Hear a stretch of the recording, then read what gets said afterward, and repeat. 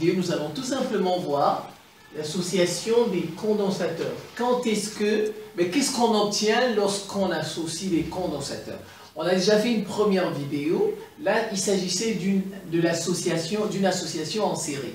Alors maintenant, on va faire une deuxième vidéo, celle-ci présentement, où on va mettre les condensateurs en parallèle ou en dérivation. Donc, association en parallèle ou dérivation. Donc, association des condensateurs. Ici, j'ai pris l'exemple de 3 condensateurs.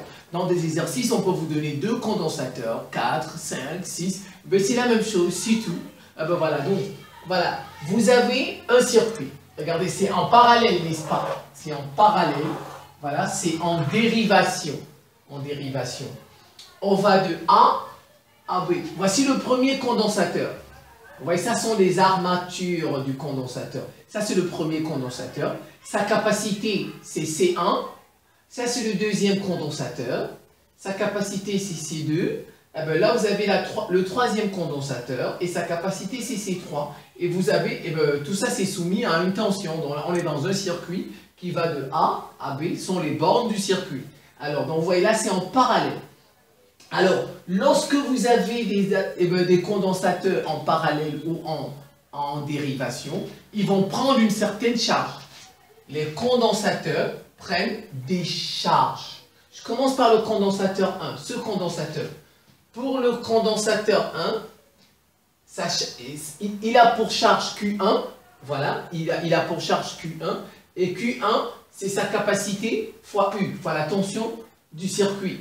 Donc C1 fois U, la charge 1 pour le condensateur 1. Le condensateur 2, sa charge Q2, c'est C2, sa capacité 2 fois U, la tension du circuit.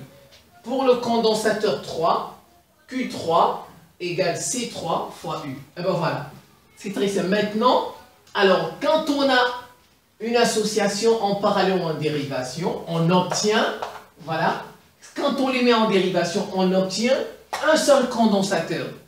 Un seul condensateur qui a une capacité équivalente. Vous voyez, on obtient un seul. Donc, 3 condensateurs en dérivation se comportent comme un seul condensateur aux bornes A et B, avec la même tension U, et on obtient ce qu'on appelle une capacité équivalente. Maintenant, cette capacité équivalente, elle vaut quoi? Quelle est sa formule? Et cette tension, quelle est sa formule? Alors, quand on a fait ça, on peut maintenant chercher la charge totale. Vous voyez, on a 3 condensateurs 1, condensateur 2, et chaque condensateur a une charge. Donc, on peut chercher la charge totale Q. D'où la charge totale Q. Q est égal à Q1 plus Q2 plus Q3. Vous êtes d'accord? Maintenant, je vais faire des remplacements. Q1, c'est qui? Q1, c'est C1 fois U2. Q2, c'est C2 fois U. Q3, c'est C3 fois U. Vous voyez, j'ai remplacé chacun. Q1, C1U. Q2, C2U. Q3, C3U. Je peux mettre U en facteur. Si je mets U en facteur, j'obtiens U facteur de C1 plus C2 plus C3. Alors, comment appelle-t-on ça? Ça, C1 plus C2 plus C3. On appelle ça la capacité équivalente. Capacité équivalente égale C1 plus C2 plus C3. La capacité équivalente est égale à C1 plus C2 plus C3, tout simplement. Ce qui fait que finalement, la charge totale, Q, est tout simplement égale à quoi? La tension fois la capacité équivalente. Q, qui est la charge totale, est égale à la tension fois la capacité équivalente. Je vous remercie pour votre attention et à très bientôt.